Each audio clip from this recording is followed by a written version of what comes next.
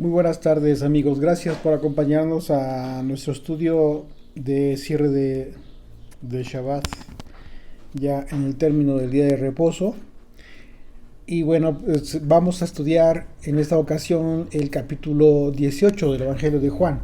Vamos a consagrar este tiempo, ya estamos a punto de terminar el Evangelio, el cuarto Evangelio, el Evangelio de Juan, el discípulo amado. Y bueno, llega el momento en el que la enseñanza de Yeshua llega a su clímax, pero casi sin hablar, con muy pocas palabras por parte de él. Y hablo del clímax de su enseñanza porque es a través de su humildad, de su humillación, de su testimonio de entrega de amor por el mundo. Vamos a orar, por favor. El aliento de nuestras vidas, el ungido del Señor, de quien habíamos dicho, a su sombra tendremos vida entre las naciones, fue apresado en sus lazos. Bendito eres tú, Señor, gracias por este regalo tan grande que nos has dado a Yeshua, a nuestro Maestro, Señor. Nos venimos a sentar a tus pies, a aprender tus letras, a aprender tus palabras, tu enseñanza para poderla aplicar a nuestras vidas.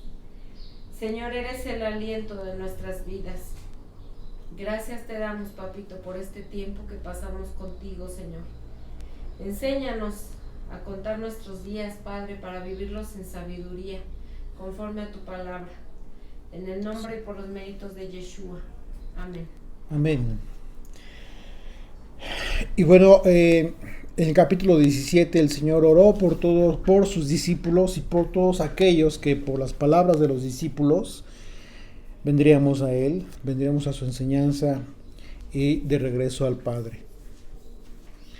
Y dice el versículo 1 del capítulo 18, habiendo dicho Yeshua estas cosas, salió con sus discípulos al otro lado del torrente de Cedrón, donde había un huerto en el cual entró con sus discípulos y también Judas, el que le entregaba. Conocía aquel lugar porque muchas veces Yeshua se había reunido allí con sus discípulos.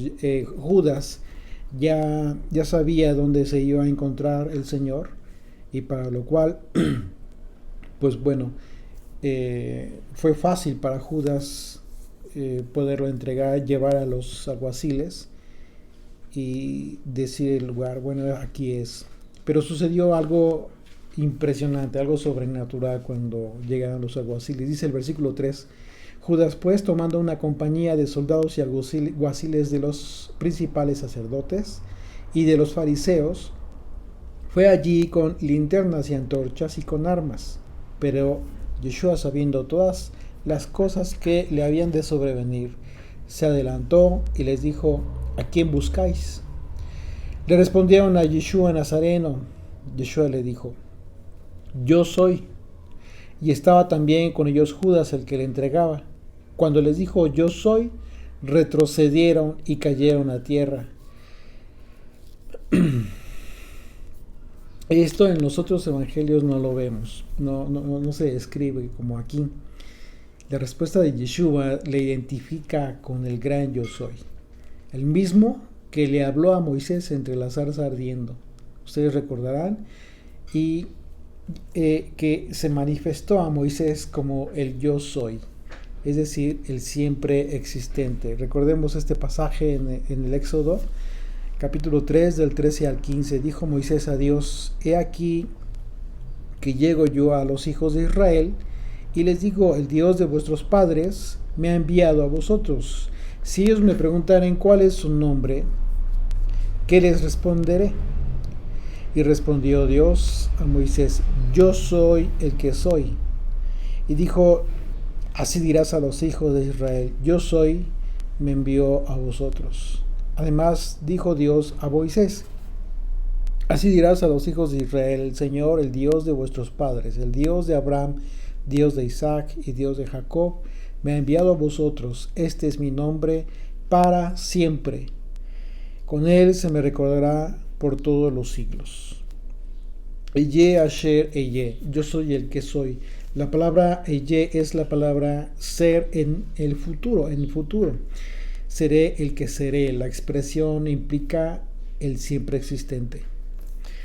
Y esto coincide con la traducción al griego que tenemos en el libro de Apocalipsis, capítulo 1, versículo 8, cuando dice el Señor: yo soy el alfa y la omega, el principio y el fin, dice el Señor, el que es, el que era y el que ha de venir, el Todopoderoso.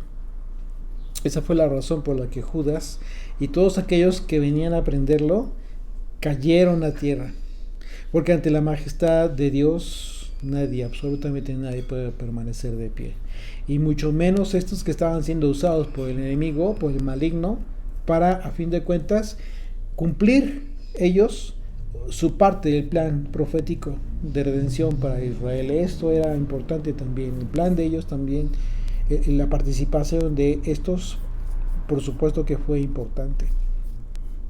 Verso 7, volvió pues a preguntarles: ¿a quién buscáis? Y ellos dijeron: a Yeshua Nazareno.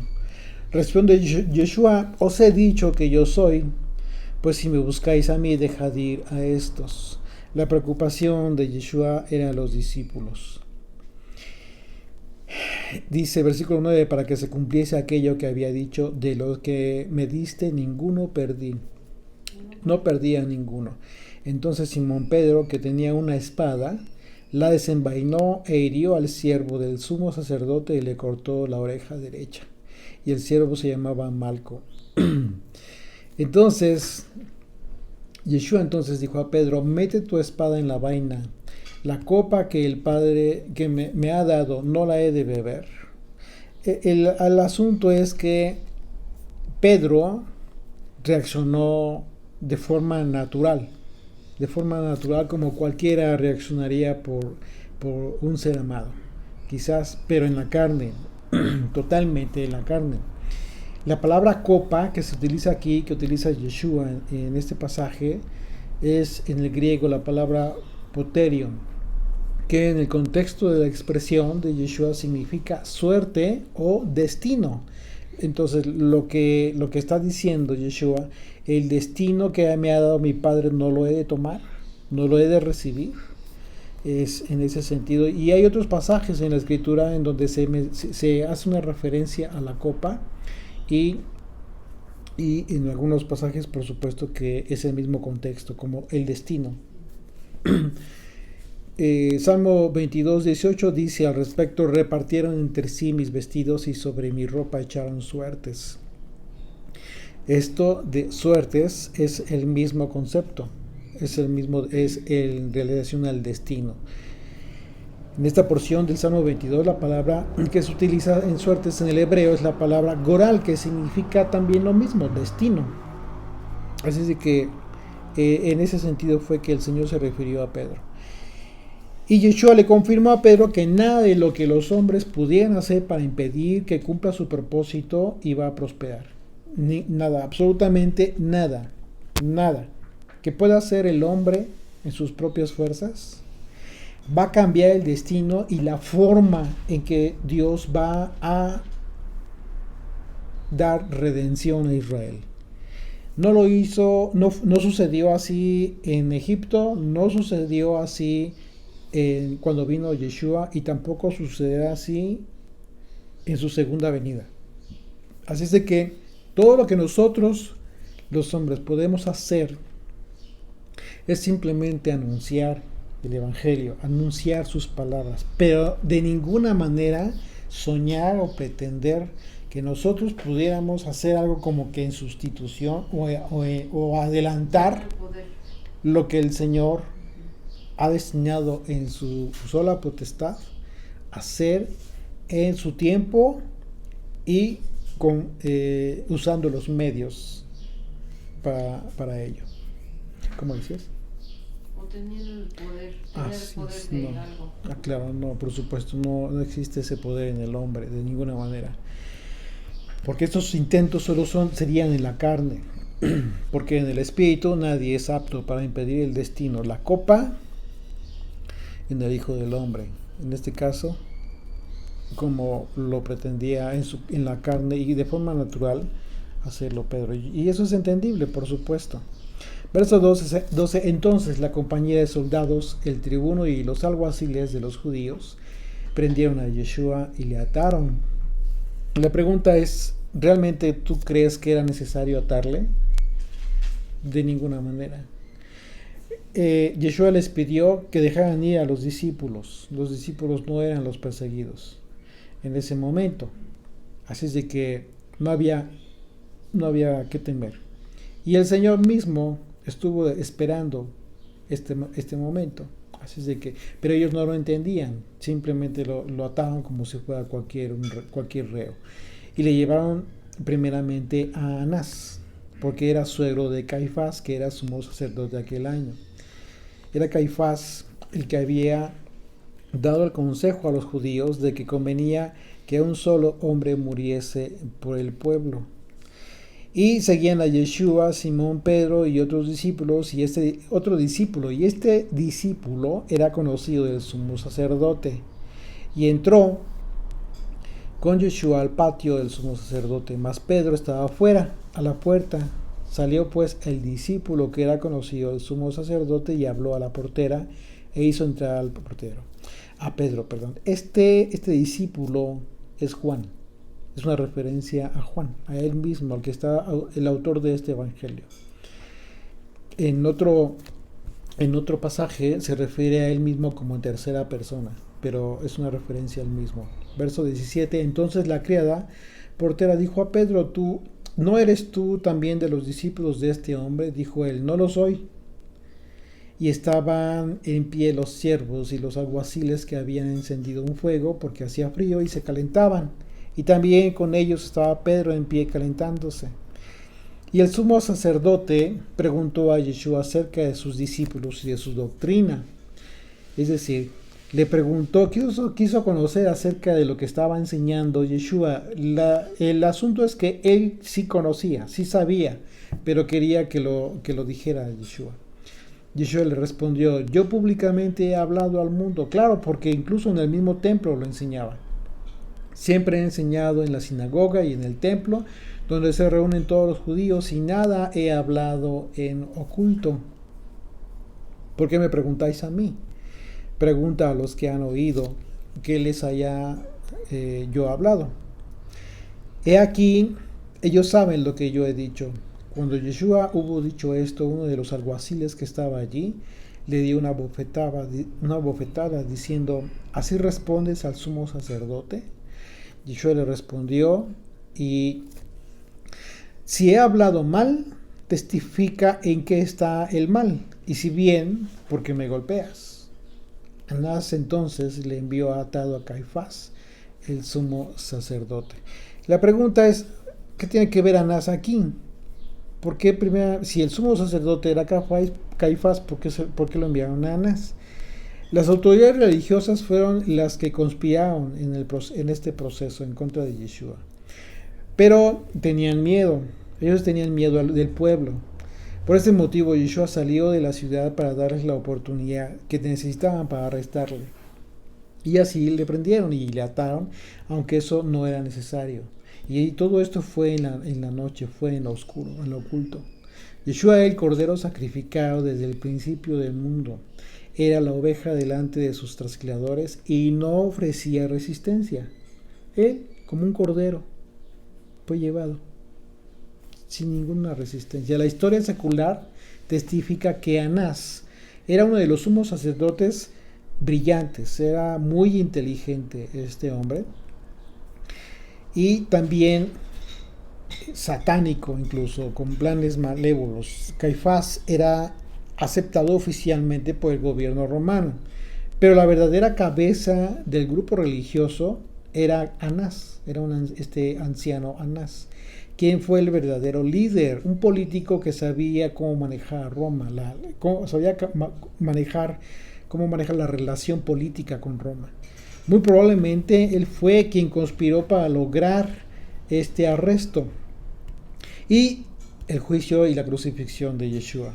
Todo el juicio fue una farsa. todo, absolutamente. Y lo más probable es que lo mandó a hacer Anás. Anás estuvo metido seguramente en todo este proceso fraudulento y fuera de la ley. Anás, también llamado Ananus I o Ananías II, era hijo de Set y fue designado sumo sacerdote entre los años 6 y 15 después de Yeshua por el romano Quirino, hasta que el procurador romano Valerio Grato, el que después dejaría su cargo en manos de Poncio Pilato, le removió del puesto para más tarde concedérselo a Caifás en el año 18, que fue yerno de Anás.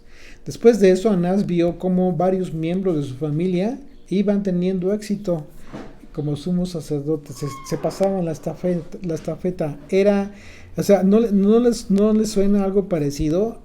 Haz de cuenta que hoy en día los famosos pastores, líderes religiosos, que quieren pasarle la estafeta a los hijos, y al rato no solamente es millonario el líder religioso, pastor X, como se llame, sino también ya los hijos andan disfrutando de las riquezas de las ofrendas y los diezmos.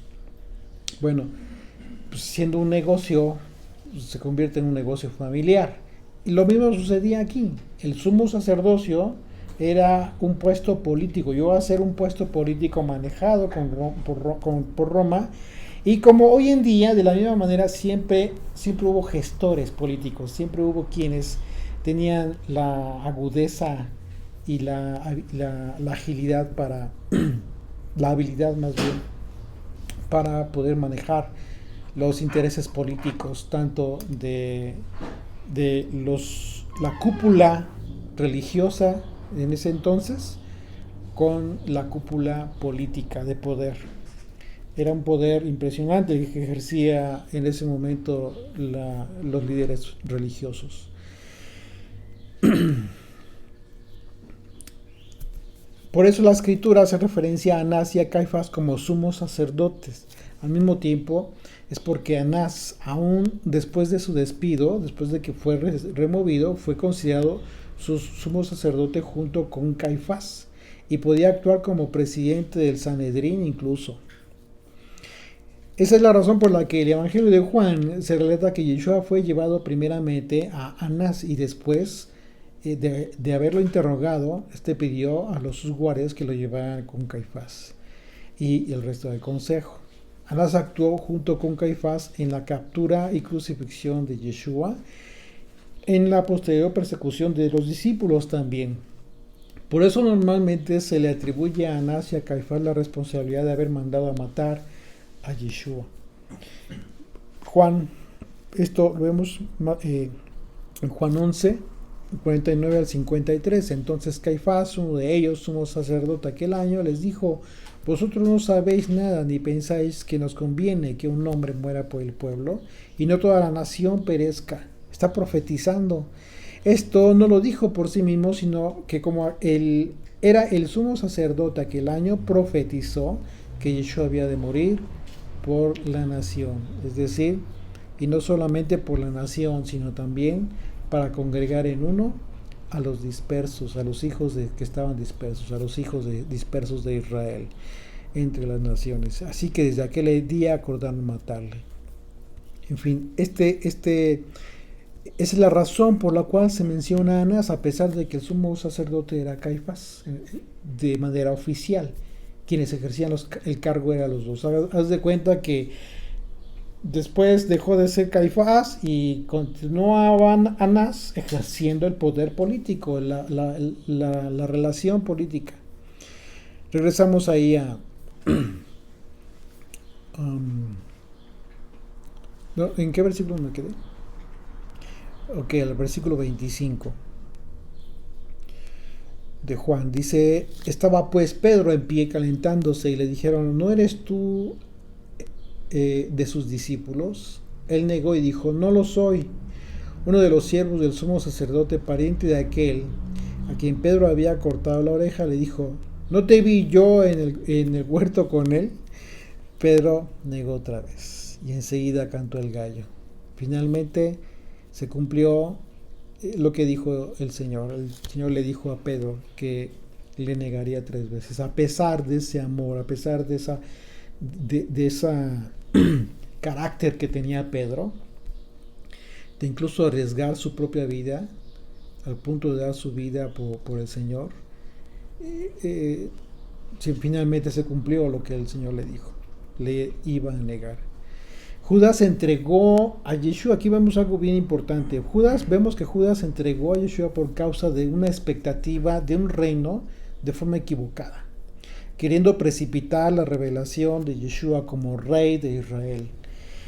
Pero se equivocó y aquello le dolió y no pudo soportar ver que la causa de su acción fuera matar la consecuencia de su acción fue que mataran a un inocente. La condición espiritual de Judas siempre estuvo corrompida. Aquí entra la diferencia. Uno y otro pecaron, uno y otro hicieron mal. Sí, pero aquí la diferencia es de que la condición espiritual de Judas permaneció, no cambió. Él permaneció con una condición corrompida espiritualmente hablando. Y habiendo tenido la oportunidad de cambiar, como todos la tenemos, decidió mantener su actitud, y la consecuencia fue que Dios afirmó su corazón para perderse. Ese momento en que se afirmó su corazón fue justo cuando Satanás entró en él para cumplir su propósito. Lo afirmó. Ya no pudo salir de ese momento. El caso de Pedro fue distinto, porque él siempre quiso hacer lo correcto, y aunque muchas veces se equivocó Pedro, la intención de su corazón siempre fue hacer el bien. Incluso hasta estuvo a punto de perder la vida en el momento que hirió a este soldado, a Malco. Pues los soldados iban armados.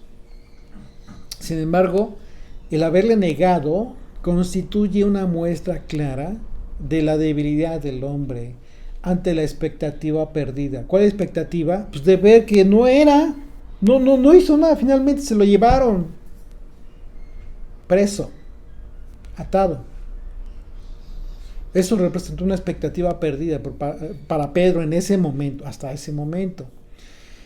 Porque cuando Yeshua dijo que sus discípulos se escandalizarían cuando fuera detenidos, se refirió a que se decepcionarían, precisamente por causa de que bajo la expectativa terrenal, carnal, que aún tenían sus discípulos, ellos consideraban que su detención era una prueba de que no era el Mesías Redentor.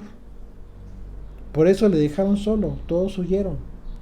Hasta ese momento no tenían el entendimiento y la revelación espiritual para saber que esto tenía que ocurrir de esa manera. A pesar de que se los había anunciado, no lo pudieron entender. De modo que bajo esa expectativa es claro que mientras todos los discípulos oyeron, Pedro se arriesgó y le siguió. Pedro amaba al Señor con todo su corazón. Eso es difícil que lo pongamos en duda. Y si la prueba de ese amor es que Yeshua siempre lo supo a grado tal de que después de que resucitó Yeshua, ¿qué fue lo que sucedió? Le buscó y lo restauró. ¿Por qué crees que lo buscó? Pues porque el Señor conoce la condición que nosotros tenemos en la carne de debilidad.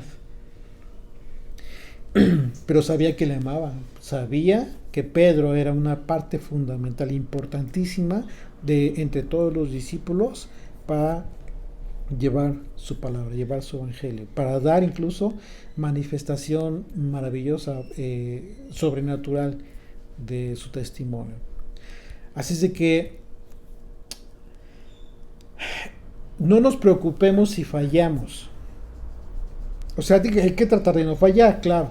Pero si fallamos, no nos preocupemos. Es mejor que fallemos amando al Señor. Pero no fallar por causa de un amor a ti mismo, de tu propia expectativa. Mejor fallar como Pedro y no fallar como Judas. Todos fallamos. Eso no hay duda. Pero hay quienes fallan en aras de buscar su propia expectativa, y hay quienes fallan por su propia debilidad, naturaleza. Así es de que hay una gran diferencia. Verso 28. Llevaron a Yeshua de casa de Caifás al pretorio. Era de mañana y ellos no entraron en el pretorio para no contaminarse. Fíjate qué absurdez. No entraron al pretorio para no contaminarse y así poder comer la Pascua. Esto es grotesco. No lo ves de esa manera. Es escandaloso. ¿Cómo puede ser posible que hayan tratado a un inocente? Puede ser que incluso no hayan tenido la revelación de que era el Mesías, pero sabían que no era reo de muerte. Sabían ellos perfectamente que ellos se habían confabulado un juicio falso, rompiendo todas las reglas y garantías de seguridad para cualquier reo, y a final de cuentas estaban preocupadísimos para no contaminarse y poder participar de la Pascua. En esta escena vemos dos aspectos antagónicos, totalmente opuestos. Por un lado vemos a los que representan a la religión, que hoy en día se sigue dando estos dos escenarios, continúan dándose en muchos lados. Bueno, habría que ver de qué lado nos encontramos, cada uno de nosotros, incluyéndonos todos, por supuesto. Ese es el trabajo de estudiar la Escritura, de que si te toca, recíbela. Si nos toca que recibir lo que la Escritura tiene para nosotros, con el propósito de qué, pues, con el propósito de mejorar, de cambiar, de quitar lo que no tendríamos que tener. Así es que son dos aspectos. Por un lado vemos a este grupo que representa el aspecto religioso, la religión del hombre, la religiosidad del hombre, y en el otro lado vemos a Yeshua.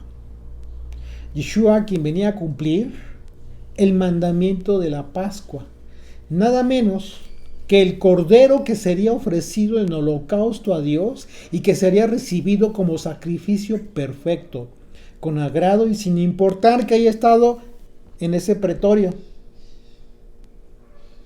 Y vemos que estos líderes, que por causa de su religiosidad sin sentido, preocupados porque querían comer de la Pascua, participar de la Pascua, decidieron no entrar al pretorio para no contaminarse. Están hablando de una contaminación ritual. Dice, para no contaminarse. Habían llevado a cabo un juicio oculto, un juicio en la oscuridad, totalmente ilegal, sin ningún tipo de garantía legal, transgrediendo cualquier tipo de requisitos indispensables para validar dicho juicio. Pero eso sí, estaban cuidándose de no contaminarse ritualmente hablando. Por supuesto que esto nos suena parecido a todos. Preocupadísimos quienes van a celebrar la Pascua hoy en día, por ejemplo, por aspectos como aspectos religiosos y rituales, como por ejemplo, tu mesa. ¿Cómo vas? El ceder de Pesaj. Pues tiene que estar todo impecable, debe estar acomodado de esta y de aquella forma, en fin. Sin darse cuenta de lo más importante, en estos casos tiene que ver con tu vida delante de Dios. Lejos de ser un testimonio de fidelidad y honestidad, muchas personas lamentablemente están preocupadas por cómo se verán sus mesas para esta fiesta, o cómo van a ir arreglados, cómo van a ir vestidos, ¿no? Un sinnúmero de cosas tan superfluas que se olvidan de meditar y concentrarse en los aspectos más importantes relacionados con esta fiesta, como pensar en tu prójimo, por ejemplo. Ahora, la pregunta es, ¿está mal que la gente quiera arreglar su mesa? No está mal. O sea, por supuesto que no está mal, pero el punto no es ese. El punto es que llega a ser tan ritual tan exagerado este aspecto que te distrae completamente. Que todo el tiempo o la mayor parte del tiempo que tienes para preparar este momento especial, te lo llevaste y te agotaste en cosas totalmente superfluas. Cuando lo más elemental, ni siquiera, ¿cuánto tiempo ocupaste? En el momento de la copa, en el momento del... Y todo el tiempo que tenías para meditar, para, no sé, quizás hacer algo que tenías pendiente con relación a tu prójimo. Tantas cosas que hay para hacer para meditar incluso. Y no solamente meditar, sino hacer incluso como preparación para este momento importante. Muchas veces se pierde la gran oportunidad por estar enfrascados y concentrados en aspectos que no lo valen. Por ejemplo, estamos hablando de la Pascua y hay personas que están muy preocupadas religiosamente por cuidar de que las cosas estén limpias, sus casas, por ejemplo. Lo hablamos en la mañana. En la mañana estudiamos el capítulo 12 de Éxodo y pues hablamos de la Pascua. Uno de los aspectos tradicionales que enseña la religión judía tiene que ver con esto, por ejemplo, ¿no? El tema de limpiar toda tu casa, porque para ellos el tema de lo que no te sirve en casa o lo que está sucio simplemente tiene que ver con levadura. Cuando realmente tienes que tener limpia y ordenada tu casa todo el año, no solamente en esta época, te estás perdiendo de lo más importante. La levadura en realidad tiene que ver con aspectos mucho más trascendentales, como lo enseñó Yeshua. Él le enseñó que debemos entender por levadura todo aquello que es vano, incluso la hipocresía. Entonces, ¿cuál es el error aquí? De que si Yeshua habló de la levadura como aquello vano, aquello que no te edifica, pues el peor error que puedes cometer es dedicar tu tiempo en la preparación de esta ocasión tan importante en cosas vanas, en cosas que no te edifican en el espíritu, cosas que no tienen nada que ver, que son vanidad. Los líderes religiosos que querían participar de la Pascua estaban pidiendo matar a un inocente. No era necesario que supieran, fíjate a qué grado llega la gravedad de estos hombres, de lo que hicieron. No era necesario incluso que supieran que les fue revelado que Yeshua era el Mesías. Ni siquiera era necesario eso. Ellos eran conscientes de que habían enjuiciado a un hombre inocente, tal y como lo dijo el propio Pilato. El propio Pilato, un gentil, se los dijo: no halló ningún delito en este hombre. Pero eso sí, estaban cuidándose de no contaminarse para participar de la Pascua. Esto sí está grotesco, está muy terrible. Verso 29. Entonces salió Pilato a ellos y les dijo: ¿Qué acusación traes contra este hombre? Marcos 10:33 dice: aquí subimos a Jerusalén. Está anunciando el Señor. Y aquí se está cumpliendo la profecía que él mismo habló. Marcos 10:33. Aquí subimos a Jerusalén, y el Hijo del Hombre será entregado a los principales sacerdotes y a los escribas, y le condenarán a muerte. ¿Y le entregarán a quién? A los gentiles. Quienes le condenaron a muerte fueron los líderes religiosos de Israel, de su tiempo, el tiempo de Yeshua. Pero ellos le entregaron a los gentiles. ¿A quién? A Roma. A Roma, precisamente. Verso 30. Respondieron y le dijeron: si este no fuera malhechor, no te lo habríamos entregado. Entonces les dijo Pilato: tomadle vosotros y juzgadle según vuestra ley. Y los judíos le dijeron a nosotros: no nos está permitido dar muerte a nadie. Entonces lo que estaban buscando, aquí el punto es de que no solamente estaban buscando que lo enjuiciara Pilato, literalmente le estaban pidiendo la muerte de este inocente. Verso 32, para que se cumpliese la palabra que Yeshua había dicho, dando a entender de qué muerte iba a morir. Entonces Pilato volvió a entrar en el pretorio y llamó a Yeshua y le dijo: ¿Eres tú el rey de los judíos?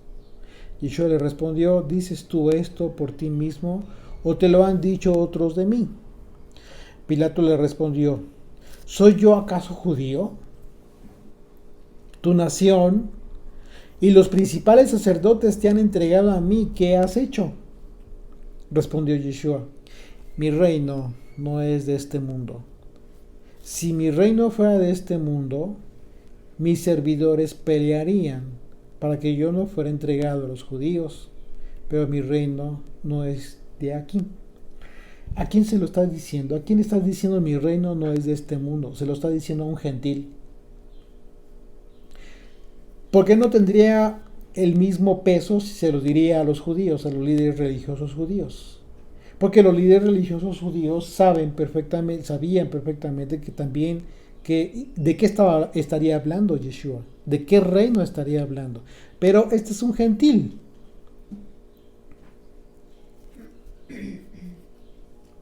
Y le habla en términos seculares acerca de un líder que busca su reino aquí en la tierra. Le habla de seguidores. ¿Sí? Primeramente, Yeshua dijo que su reino no era de este mundo, no porque no fuera a reinar en su momento aquí en la tierra, como rey de reyes y señor de señores, sino porque al referirse a este mundo fue una referencia al sistema de este mundo. Cómo hace el mundo las cosas, cómo reina cómo es un rey aquí en el mundo, un sistema de gobierno conforme a las reglas del mundo. Su reino no sería así en la tierra, sino conforme a un gobierno celestial y como instrumento la Torah, como instrumento de ley la Torah. La respuesta de Yeshua a Pilato cuando dijo: mi reino no es de este mundo, si mi reino fuera de este mundo, mis servidores pelearían para que yo no fuera entregado a los judíos. Esto representa el error de la expectativa que tuvo Judas. Aquí vemos claramente que esto fue lo que pensó Judas. Pues el motivo de entregarle fue precisamente precipitar el reino del Mesías. Pero esa expectativa era en la carne y bajo un objetivo incorrecto, de acuerdo a todas las profecías. De manera que está claro que las expectativas del hombre no van a coincidir con los planes proféticos de Dios. Lo impresionante es que Yeshua habló con un gentil, con Pilato, diciendo que si su reino fuera de este mundo, sus seguidores pelearían para que no fuera entregado a los judíos. Literalmente lo dijo así. Esto implica que todo seguidor de Yeshua podría, inclusive cualquiera que no fuera judío en aquel entonces, porque estos judíos a los que fue entregado también estaban cumpliendo una parte sustancial en la primera faceta del plan de redención de Israel, incluso ellos mismos. ¿Por qué? Porque esta actitud, esta negación del Hijo de Dios estuvo profetizada y se mantenía como un juicio vigente para no reconocer al Hijo de Dios.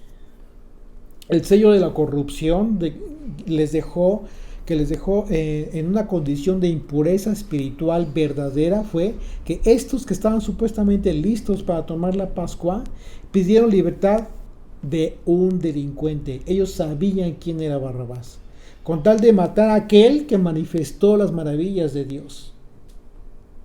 Estos líderes religiosos fueron testigos presenciales de los milagros que hizo Jesucristo. La razón de la sin razón solo estuvo en el mundo espiritual. Satanás estaba cumpliendo su papel. pero bajo una expectativa que más tarde le haría saber que en ese mismo plan que él mismo maquinó para matar al justo, sería su derrota para siempre.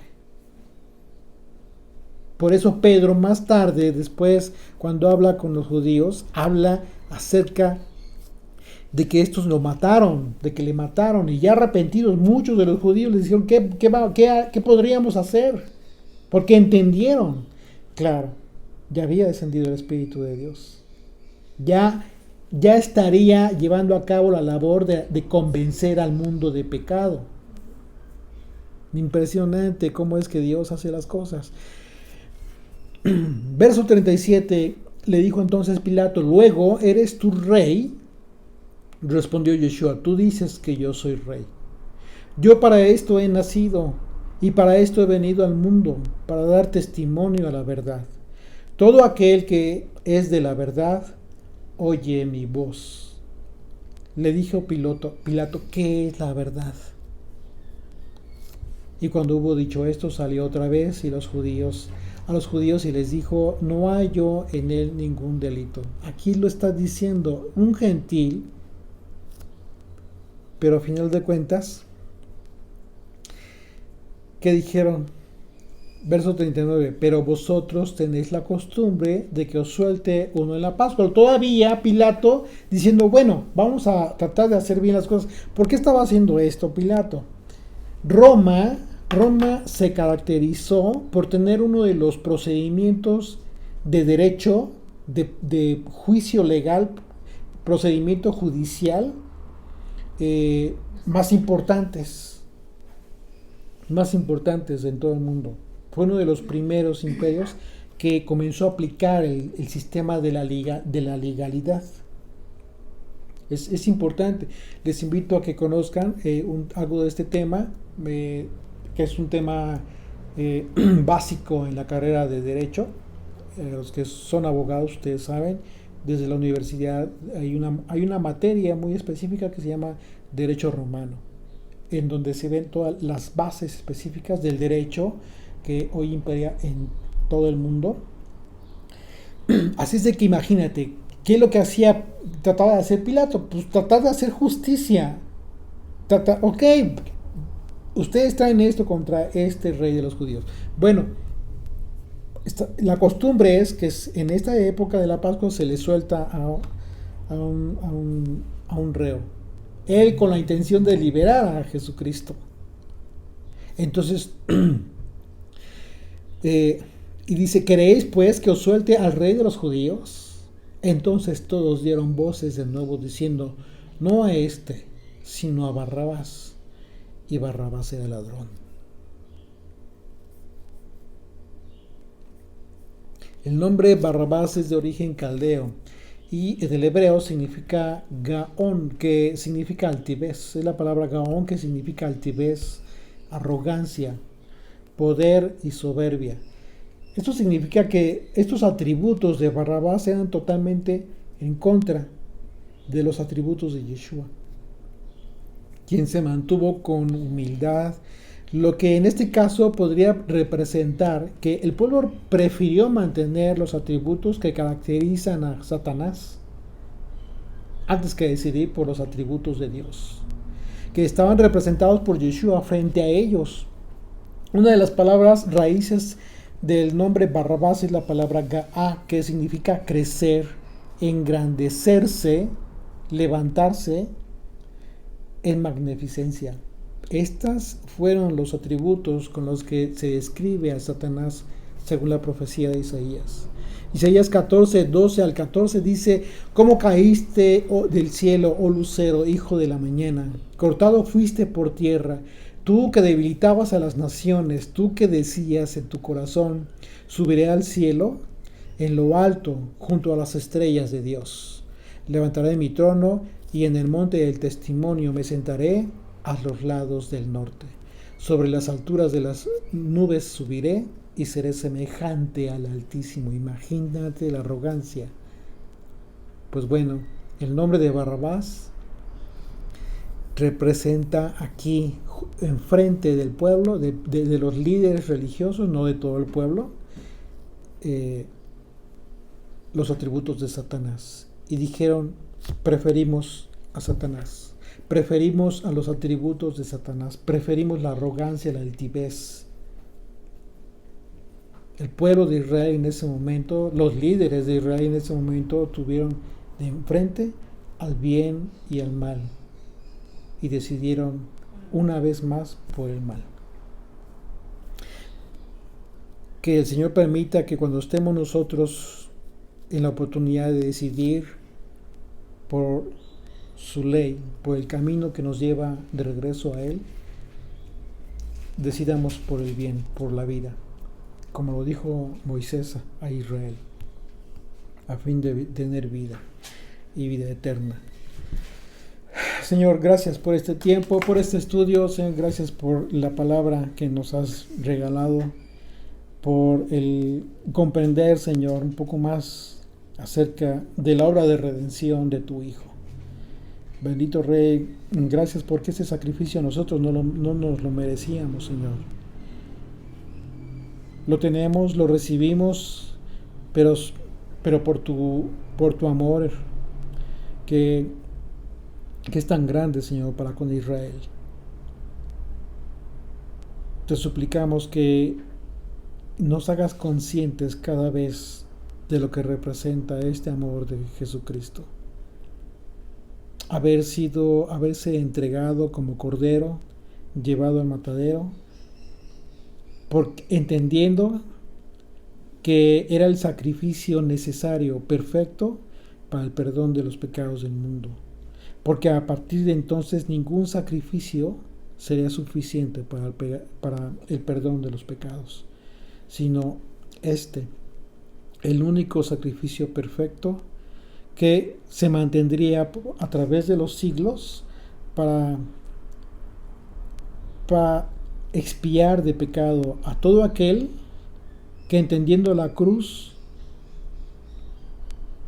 tenga la oportunidad de ser consciente de que esa cruz representa su vida eterna y en consecuencia procedamos a cuidar nuestra salvación con temor y con temor, con amor y compasión también, por todo lo que representa este hermoso sacrificio, Señor.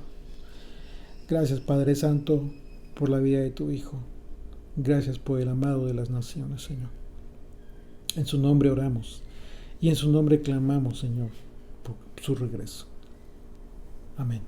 Amén.